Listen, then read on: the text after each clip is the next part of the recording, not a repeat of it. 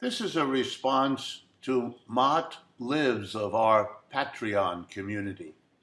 I want to appreciate the question being sent in and offer this as a bit of a response. Mott's question is the following. He heard on an important news program that the tariffs being imposed by the Trump GOP administration against China may produce more jobs here in the United States and in that manner help Mr. Trump get reelected in 2020, and wanted to have my response. Well, here it is. From one perspective, there is a grain of truth in all of that, namely the old idea that if you apply a tariff, which is just the name of a particular kind of tax, on goods coming into the United States, and that's what tariffs do, you raise the price to Americans to buy that good, because we now have to pay not only the price of whatever the item is, but on top of it, the tariff or tax that also has to be paid to the United States government by the American company importing goods and services. So here's the idea. Now that it's more expensive for us to buy imported goods, we will turn to a cheaper good produced here in the United States. Let me give you a simple example. Suppose a machine normally costs $100 if you buy it from abroad, but $110 if you buy it here in the United States. Over time, Americans will buy the imported good because it's cheaper. Now suppose Mr. Trump and the GOP apply a tariff.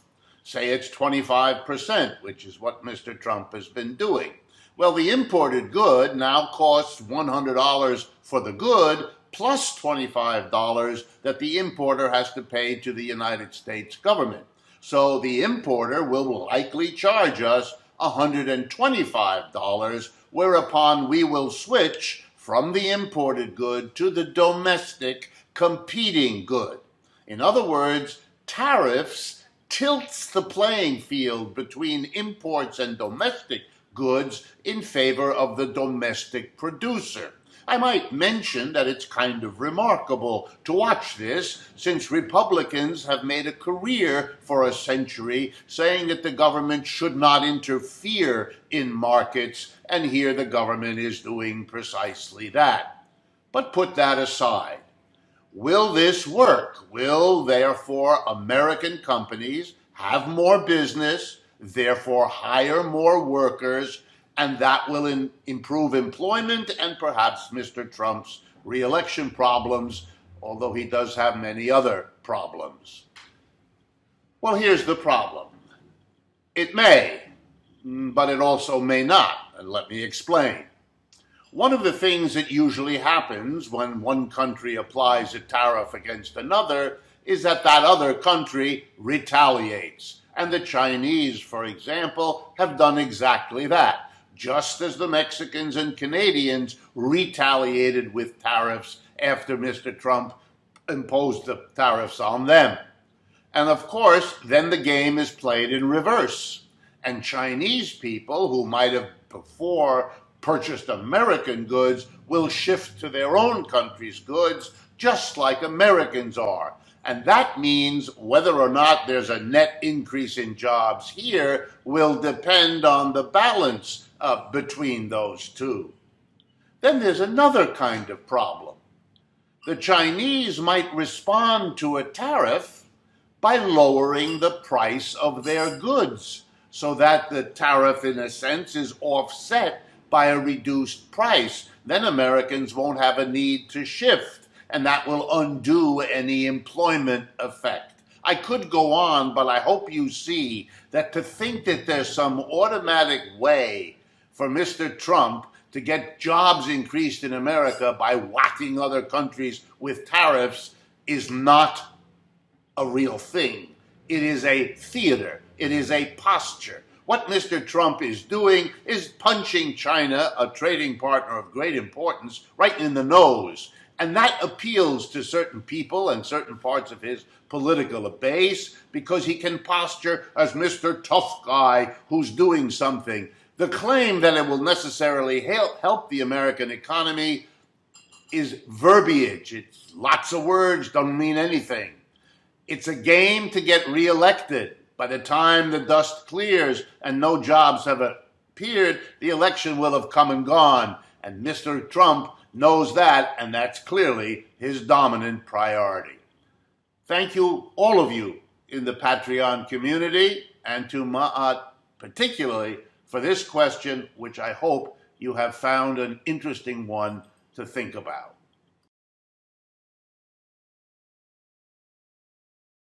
More. Politics of it. On the politics of it, of course it's not politically feasible. Why?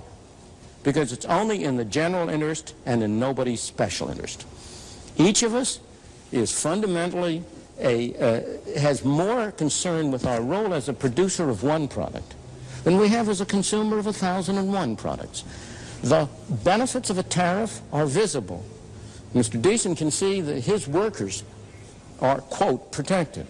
The harm which a tariff does is invisible. It's spread widely. There are people who don't have jobs because of the tariff, but they don't know they don't have jobs. There's nobody who can organize them.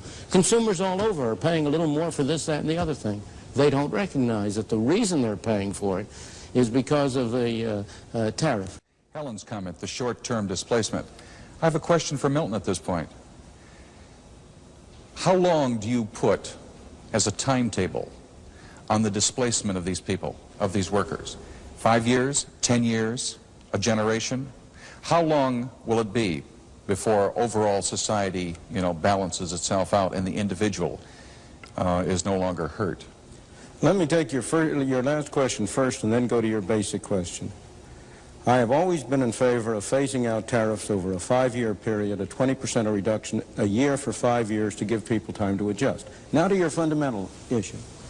I thought I had heard every objection to my views imaginable, but you are the first one who has ever accused me of putting the interests of society as a whole ahead of the interests of individuals.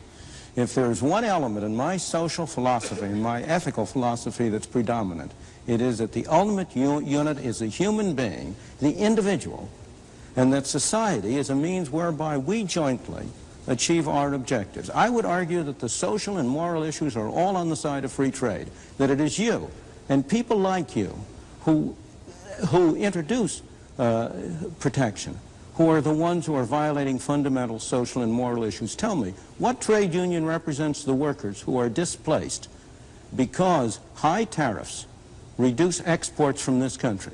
Because high tariffs make steel, for example, or other goods more expensive. As a result, those industries which use steel have have to charge higher prices.